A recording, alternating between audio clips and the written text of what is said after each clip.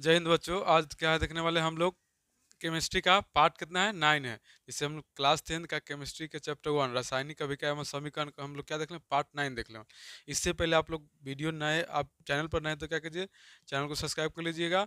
और क्या इससे पहले अगर जो भी वीडियो नहीं देखा है उस सभी वीडियो को देख लीजिए, उसके बाद इसको देखिए तो थोड़ा बेहतर समझ में ऐसे अभी भी समझ में आएगा, ऐसे कि नहीं पहले वाला देखिए तो थोड़ा और बेहतर समझ में आएगा। लेकिन ऐसे टॉपिक नया है, आप समझ जाइएगा, बहुत ईजी है। क्या बोल रहा है, दैनिक जीवन में ऑक्सीकरण एवं अपकरण के प्रभाव। ऑक्सीकरण का उपचयन है, इसको अपचयन बोलते हैं, याद रखिएगा। तो उपचयन अपचयन के प्रभाव दैनिक जीवन में ऑक्सीकरण एवं अपकरण के प्रभाव या दैनिक जीवन में उपचयन या अपचयन के प्रभाव देखेंगे। देखिए क्या है, पहला बोल रहा है भोजन का पचना। क्या कर रहे हैं, भोजन का जो हमारे शरीर में जो भोजन पचता है ना, उसके बारे में हम लोग समझ रहे थे। क्या है, ऑक्सीकरण और अपकरण अभिक्रिया की सहायता से हम लोग का भोजन क्या होता है, पचता है हमारे शरीर में। तो वही बोला है, क्या बोला है, भोजन का पचना। क्या है, पहला है भोजन का पचना। तो हमारे भोजन में मुख्यतः क्या है, कार्बोहाइड्रेट रहता है। क्या रहता है, कार्बोहाइड्रेट रहता है, जो पाचन क्रिया में क्रम में यह स्टार्च के से अपघटित होकर ग्लूकोज बनाता है। क्या बनाता है, हमारे भोजन में मुख्यतः क्या होता है, कार्बोहाइड्रेट रहता है, जो पाचन क्रिया में क्रम में या स्टार्च के किसी स्टार्च से अपघटित होकर क्या ग्लूकोज का बनाता है। क्या बनता है, ग्लूकोज बनाता है, जो हमारे शरीर को क्या बोला, जो हमारे शरीर की कोशिकाओं में उपस्थित ऑक्सीजन द्वारा ऑक्सीकृत होकर CO2 जल CO2 जल और ऊर्जा में परिवर्तित हो जाता है। जो ग्लूकोज है ना, टूटने बाद किस में परिवर्तित है, कार्बन डाइऑक्साइड मतलब CO2 मतलब क्या होता है, कार्बन डाइऑक्साइड, जल H2O और ऊर्जा में परिवर्तित है। जो हमारे शरीर में ग्लूकोज जो बनता है ना, तो वो क्या होता है, ऑक्सीजन कोशिका मतलब हमारे शरीर की सबसे छोटी अंग कोशिका है। तो कोशिकाओं में ऑक्सीजन होता है। क्या होता है, ऑक्सीजन होता है। ऑक्सीजन से वो कहते हैं ग्लूकोज ऑक्सीकृत होकर किस में टूटता है, आपका जल, कार्बन डाइऑक्साइड और ऊर्जा में टूटता है। तीनों चीज में टूटता है, परिवर्तित हो जाता है। और हमारे शरीर में CO2 को बाहर कर दिया जाता है। जो हमारे शरीर से क्या होता है, CO2 बाहर कर दिया जाता है। कि हमारे शरीर के लिए क्या होता है, CO2 हानिकारक होता है। क्या होता है, CO2 हानिकारक होता है, इसलिए हमारे शरीर से क्या होता है, बाहर निकाल दिया जाता है। जैसे हम लोग जो ऑक्सीजन छोड़ते हैं ना, मतलब जो हम लोग क्या है, नाक के सहायता से क्या करते हैं, कार्बन डाइऑक्साइड को छोड़ते हैं। कि हम लोग जानते हैं कि हम लोग ऑक्सीजन लेते हैं, कार्बन डाइऑक्साइड छोड़ते हैं, इसलिए कार्बन डाइऑक्साइड को शरीर से बाहर निकाल दिया जाता है। जितना पानी की आवश्यकता है उतना ही पानी हम लोग लेते हैं। तो पानी को भी बाहर निकाला जाता है, लेकिन पानी को हमारे शरीर को आवश्यकता भी होता है।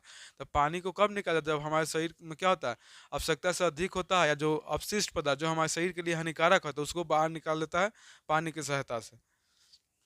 तो याद देखिए क्या है, ये आपका ग्लूकोज का सूत्र है C6H12O6 प्लस में 6O2 क्या ऑक्सीजन से ऑक्सीकृत होगा। देखिए ग्लूकोज किससे, ऑक्सीजन से ऑक्सीकृत होकर क्या बनेगा, कार्बन डाइऑक्साइड। क्या, कार्बन डाइऑक्साइड और जल और ऊर्जा किस में टूटा, कार्बन डाइऑक्साइड, जल और ऊर्जा में टूट जाएगा। तो याद ग्लूकोज ऑक्सीजन से ऑक्सीकृत होकर क्या करता है, कार्बन डाइऑक्साइड और जल और ऊर्जा में टूटता है। तो याद रखें भोजन का पचन, तो हमारे भोजन में मुख्यतः क्या होता है, याद है हमारे भोजन में मुख्यतः क्या होता है, कार्बोहाइड्रेट होते हैं। पाचन क्रिया के क्रम में क्या होता है, पाचन क्रिया के क्रम में यह स्टार्च से अपघटित होकर ग्लूकोज बनाता है। क्या होता है, पाचन क्रिया के क्रम में यह स्टार्च से अपघटित होकर ग्लूकोज बनाता है, जो हमारे शरीर की कोशिकाओं में उपस्थित ऑक्सीजन, हमारे शरीर की कोशिकाओं में उपस्थित ऑक्सीजन द्वारा ऑक्सीकृत होकर CO2 जल और ऊर्जा में परिवर्तित हो जाता है, और हमारे शरीर से CO2 को बाहर कर दिया जाता है। आज तक इसका समीकरण क्या है, ग्लूकोज को ना ऑक्सीजन के साथ अभिक्रिया ऑक्सीकृत होकर क्या बनेगा, कार्बन डाइऑक्साइड, जल और ऊर्जा। अब बोला है भोजन का दुर्गंधित होना। क्या है, भोजन का दुर्गंधित होना। ताजे भोजन के गंध एवं स्वाद क्या है, ताजे भोजन के गंध एवं स्वाद प्रिय होते। क्या होता है, भोजन जो दुर्गंधित होता है ना, तो ताजे भोजन उसके स्वाद और गंध क्या होता है, प्रिय होते हैं, स्वादिष्ट होते हैं। क्या होता है, स्वाद। जो देखिए जो खाना बनता है तो उसका गंध जो निकलता है तो क्या होता है, स्वादिष्ट होता है। कहूँ में देखिए अच्छा चीज़ बनता है, ओह अच्छा चीज़ बन रहा है, तो क्या उसमें स्वाद आता है। मतलब खाना बन रहा है दूसरे रूम में, तो दूसरे रूम में क्या आता है, उसका महक आता है, तो वहाँ क्या होता है, स्वाद आपका प्रिय होता है। तो बोल रहा है ताजे भोजन के गंध एवं स्वाद प्रिय होता है जब इसे खुली वायु में, क्या होता है, जब इसे खुली वायु में छोड़ दिया जाता है तो इसमें दुर्गंध आने लगती है। इसके गंध एवं स्वाद अप्रिय हो जाते हैं, जिसे बासी भोजन कहते हैं। क्या कहते हैं? बासी भोजन। देखिए ताजे भोजन के स्वाद क्या होता है? स्वाद बोले स्वाद और गंध क्या होता है? प्रिय होते हैं। जब इसे खुली वायु में छोड़ देते हैं ना, देखिए इसके गंध और स्वाद क्या होता है? अप्रिय हो जाते हैं, जिसे हम लोग क्या कहते हैं? बासी भोजन कहते हैं। बासी भोजन इसलिए नहीं खाना चाहिए क्योंकि उसमें क्या होता है? बहुत सारे बैक्टीरिया बैठ जाते हैं जो हमारे शरीर के लिए हानिकारक है। इसलिए बासी भोजन को आप लोग ग्रहण नहीं कीजिए। ग्रहण करने से क्या होता है? आपको घटा, हाँ, उसको अगर बासी भोजन अगर खाना ही है तो उसको गर्म करके किसी खाइएगा ना, तो थोड़ा उसका बैक्टीरिया को क्या करेगा? मार देगा। गर्म करने से क्या होता है? बैक्टीरिया को मार देगा। तो इसलिए बासी भोजन कभी भी नहीं खाना चाहिए। वो आपको बैक्टीरिया रहता है, उसमें बहुत सारी बीमारी आपको होने के चांसेस रहेगा, तो याद रखिएगा। तो क्या है? भोजन का दुर्गंधित होना था। भोजन दुर्गंधित क्यों होता है? जब इसे खुली वायु में छोड़ देते क्या होता है? खुली वायु में छोड़ दिया जाता है तो इसमें दुर्गंध आने लगती है। इससे गंध एवं स्वाद अप्रिय हो जाता है, जिसे बासी भोजन क्या कहते हैं? बासी भोजन कहते हैं। देखिए अगला क्या है आपका?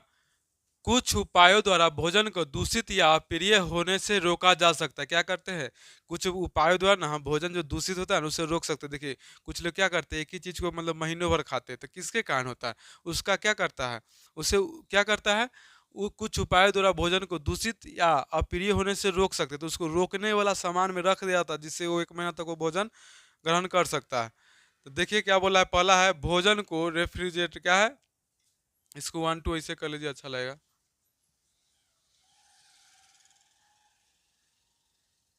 पहला आपका भोजन को रेफ्रिजरेटर में रखकर दुर्गंधित को कम किया जा सकता है। रेफ्रिजरेटर जैसे एसी में रख करके हम लोग क्या करते हैं? भोजन को क्या करते हैं? फ्रिज, सॉरी एसी बोल रहा है, फ्रिज क्या था?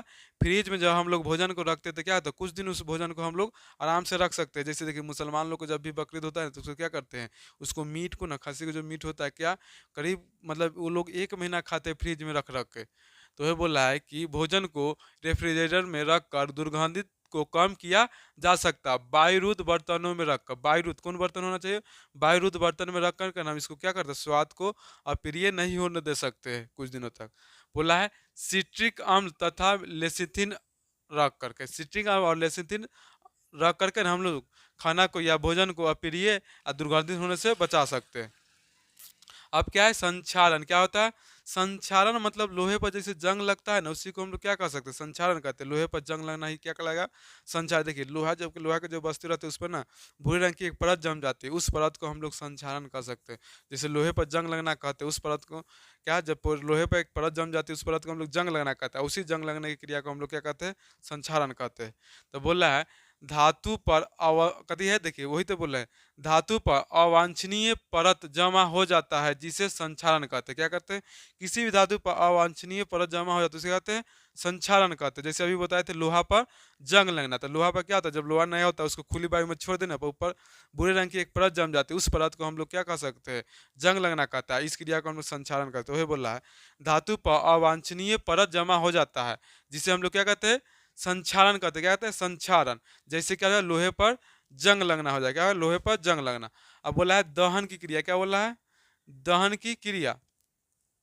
दहन की क्रिया ऑक्सीकरण अपकरण की उपस्थिति में होती। क्या है? दहन की जो क्रिया होती है ना, ऑक्सीकरण और अपकरण की उपस्थिति में होता है। जब ऑक्सीकरण रहेगा अपकरण रहेगा तभी दहन की क्रिया होगी, ना तो दहन की क्रिया नहीं। दहन की क्रिया मतलब क्या?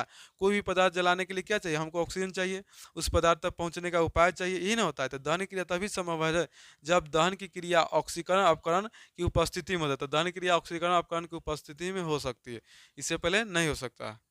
देखिए अगला क्या है आपका? दहन और ज्वाला, कंबंशन एंड फ्लेम। देखिए बोल रहा है पहला क्या है? दहन, कंबंशन। बोल रहा है देखिए दहन किसे कहते हैं? किसी भी पदार्थ को ऑक्सीजन में जलने की प्रक्रिया दहन कहलाता है। क्या था? किसी भी पदार्थ को ना ऑक्सीजन की प्रक्रिया में मतलब किसी पदार्थ को ऑक्सीजन की उपस्थिति में जलने की प्रक्रिया क्या कहलाता है? दहन कहलाता है। वह बोल रहा है किसी पदार्थ के ऑक्सीजन में जलने की प्रक्रिया दहन कहलाता है। इसको ऐसे भी बोल सकते, किसी पदार्थ के ऑक्सीजन की उपस्थिति में जलने की प्रक्रिया क्या कहलाता है? दहन कहलाता है। तो याद रखिए कोई भी पदार्थ कब जलेगा? ऑक्सीजन की उपस्थिति में। क्या है? ऑक्सीजन में जलने की प्रक्रिया क्या कहते हैं? दहन कहते हैं। किसी भी पदार्थ को ऑक्सीजन की उपस्थिति में जलने की प्रक्रिया क्या कहते हैं? दहन कहते हैं। जैसे देखिए कार्बन और ऑक्सीजन को क्या कहते? जलाने पर क्या बनेगा? Carbon dioxide. मतलब इसकी अभिक्रिया जब कराएंगे ना तो क्या बनेगा? Carbon dioxide. क्या निकलेगा? उष्मा और प्रकाश। क्या किसी भी किसी पदार्थ को जलाएंगे तो वहाँ पर क्या नहीं, गर्मी, क्या गर्मी उत्पन्न होगा। अब मान लीजिए कहूँ मैं आग फूका हुआ तो उसको करीब जाए तो क्या निकलेगा, आपको गर्मी लगेगा, मतलब उष्मा, क्या होगा, उष्मा निकलेगा। दूसरा उससे ना एक प्रकाश निकलेगा, अंधेरा में आग जलाते तो क्या होता है, उससे उष्मा भी निकलता है और अंधेरा क्या होता है, दूर भी होता है, मतलब वहाँ पर उजाला होता है। तो ये बोल रहा है कि कार्बन ऑक्सीजन को जलाने पर क्या होगा, कार्बन डाइऑक्साइड उष्मा क्या उत्पन्न, गर्मी उत्पन्न होगा और प्रकाश क्या होगा, प्रकाश भी उत्पन्न होता है। अगला बोल रहा है सल्फर और ऑक्सीजन को जलाने पर क्या सल्फर डाइऑक्साइड बनता है और उष्मा क्या, यहाँ भी उष्मा उत्पन्न होगा और प्रकाश उत्पन्न होगा, क्या होगा, प्रकाश उत्पन्न होगा। तो किसी भी चीज को जलाने पर क्या होता है, वहाँ पर गर्मी उत्पन्न होगा, गर्मी मतलब उष्मा, और क्या होता है, उससे लाइट जो निकलता है उसको क्या, प्रकाश निकल रहा है। सिंपल बात है इसको समझने में। अब बोला दहन में जो पदार्थ जलता है उसे दहनशील या ज्वलनशील पदार्थ कहते हैं। दहन में जो पदार्थ जल जाए ना उसे क्या कहते हैं, दहनशील या ज्वलनशील। दहनशील वैसे पदार्थ को जो जल जाता है, जैसे लकड़ी हो जाएगा, आपका मार्कल हो जाएगा, पेपर हो जाएगा, क्या होगा, जल जाता है, इसे क्या कहते हैं, दहनशील। तो जो दहन में जो पदार्थ जल जाता है उसे क्या कहते हैं, दहनशील पदार्थ। तो ये बोल रहा है दहन में जो पदार्थ जलता है उससे क्या दहनशील या ज्वलनशील पदार्थ कहते हैं। जैसे होगा लकड़ी, लकड़ी, पेपर, तेल, खरपतवार आदि बहुत सारे होते हैं। अब बोल रहा है दहन में जो पदार्थ नहीं जलता, क्या है, दहन में जो पदार्थ नहीं जलता उसे क्या कहते हैं, अदहनशील या अज्वलनशील पदार्थ कहते हैं। जैसे में हो जाएगा ईंट, मिट्टी, पत्थर आदि, ये सभी क्या अज्वलनशील या अदहनशील पदार्थ है। तो याद रखिए दहन में जो पदार्थ जल जाता है उसे दहनशील, और दहन में जो पदार्थ नहीं जलता उसे कहते हैं अदहनशील। जो पदार्थ जल जाता है उसे दहनशील, जो पदार्थ नहीं जलता उसे अदहनशील पदार्थ कहते हैं। तो ऐसे भी बोल सकते हैं। अगला बोला दहन का पोषक, क्या बोला, दहन का पोषक। जो पदार्थ दहन की क्रिया में सहायक होता है उसे दहन का पोषक कहते हैं, दहन का पोषक। और जो पदार्थ दहन की क्रिया में सहायक नहीं होता उसके दहन का अपोषक कहा था, क्या अपोषक। तो याद है जो पदार्थ दहन की क्रिया में सहायक होता है उसके दहन का पोषक कहते हैं, और दहन का अपोषक। जो पदार्थ दहन की क्रिया में असहायक नहीं होते उसे क्या अदहन का पोषक कहते हैं। अब बोला है दहन के लिए आवश्यक शर्त, मतलब दहन के लिए, जलाने के लिए क्या क्या आवश्यक शर्त, किसी भी चीज को जलाने के लिए क्या क्या चाहिए। तो हमें चाहिए पहला क्या है, ज्वलनताप्तिक गति, हवा की जरूरत, जलने वाला पदार्थ चाहिए और ज्वलनताप की प्राप्ति। तो बोल रहा है दहन के लिए आवश्यक शर्त, बोला है दहन के लिए 3 पदार्थों की आवश्यकता होती है। कितने पदार्थ के, 3 पदार्थों की आवश्यकता। पहला होगा दहनशील पदार्थ की उपस्थिति, क्या होगा, दहनशील पदार्थ की उपस्थिति में हमको जलने वाला पदार्थ है, क्या ये जल जाएगा, और उसको खरपतवार जल जाए उसको चाहिए। ऐसा नहीं कि हम मिट्टी ले लेंगे तो उसमें क्या होगा, दहन की क्रिया होबे नहीं करेगा। इसलिए हमको क्या चाहिए, दहनशील पदार्थ की उपस्थिति, मतलब जलने वाला पदार्थ चाहिए। दूसरा बोल रहा है दहन की पोषक ऑक्सीजन पदार्थ की उपस्थिति, मतलब ऑक्सीजन मतलब वायु की उपस्थिति। क्या होता है, हवा चाहिए हमको, बिना हवा के, जैसे बिना हवा के कोई चीज़ नहीं जलता है। जैसे देखिए हम एक मोमबत्ती लेते हैं, मोमबत्ती को ना जला करके उस पर गिलास ढक देते, क्या होता है, मोमबत्ती बुझ जाता है। इससे पता चलता है कि हमको हवा का भी आवश्यकता होगा। अब बोला है ज्वलन ताप की प्राप्ति, क्या होता है, ज्वलन ताप की प्राप्ति। और ज्वलन ताप की प्राप्ति मतलब किसी भी चीज़ को जलाने के ज्वलन ताप तक पहुंचने के बाद, अब माचिस ला के हम बोट को जलाएंगे तो जल जाएगा, नहीं जलेगा। आप कितनों माचिस बारी ये बोट कभी नहीं जलेगा। लेकिन हम माचिस से हम क्या पेपर को जलाएंगे तो क्या जल जाएगा। जैसे माचिस लाएंगे या पेज को जलाएंगे तो क्या होगा, जल जाएगा ना। इसको जलाएंगे तो क्या होगा, जल जाएगा ये आपका। तो ये जल जाएगा। इससे पता चल रहा है कि ज्वलन ताप तक की प्राप्ति होना चाहिए। जहाँ तक ज्वलन ताप है उसको वहाँ तक पहुँचने का उपाय भी चाहिए। तो ज्वलन ताप की प्राप्ति भी हमें चाहिए। तो याद है 3 चीज के, पहला है दहनशील पदार्थ का होना, मतलब जलने वाला पदार्थ का जो ऑक्सीजन मतलब वायु की उपस्थिति है। दूसरा ज्वलन ताप की प्राप्ति, मतलब ज्वलन ताप तक पहुंचने का उपाय भी हमको पता रहना चाहिए। तो चलिए ये हो गया दहन के लिए आवश्यक शर्त है। अगले वीडियो में हम तीनों के बारे में क्या, ये तीनों के दहनशील पदार्थ की उपस्थिति, दहन की पोषक पदार्थ की उपस्थिति और ज्वलन ताप की प्राप्ति, तीनों के बारे में अगले वीडियो में देखेंगे। आज का वीडियो क्या करते हैं, यहीं तक समाप्त करते हैं। वीडियो अच्छा लगे तो लाइक शेयर और सब्सक्राइब जरूर कीजिएगा। चलिए आज का वीडियो यहीं तक समाप्त करते हैं।